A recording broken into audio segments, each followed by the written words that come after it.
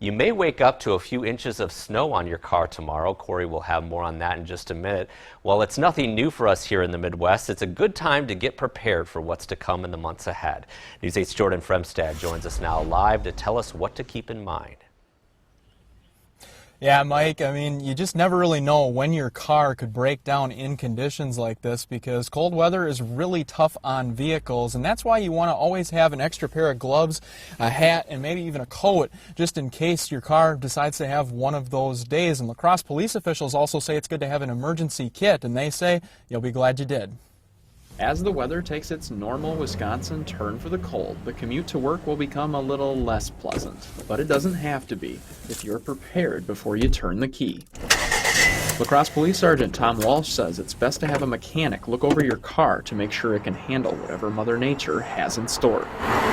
Oftentimes, they're not checking their batteries, they're not making sure that their tires are fit for winter driving conditions. It's also good to have an emergency kit that includes things such as jumper cables, an ice scraper, a car cell phone charger, a blanket, a map, and cat litter or sand for better tire traction. You also want to give yourself more time to brush off any snow or ice off your windshield and every other window on your car. Just scraping a little peephole in our windshield is not adequate enough for winter driving. And if you're not motivated to do so, maybe a potential fine will change your attitude. There is a fine for that. There is a ticket. Another good practice is making sure your gas tank is at a half a tank to keep your fuel line from freezing. Walsh says give family or friends a heads up when traveling in the cold.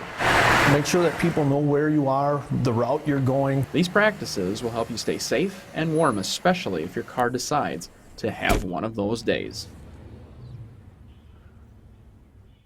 Now, speaking from personal experience, last winter I myself forgot to get my battery checked and I was without a car for about a week, and I'll tell you, it happened during the polar vortex when it was minus 30 degrees, and the reason I didn't have a car for a week is because other dealerships and repair shops were backed up with other customers who procrastinated just like I did. So you want to get these things taken care of before the weather turns for the absolute worst, which, Mike, as you know, often happens in the state of Wisconsin.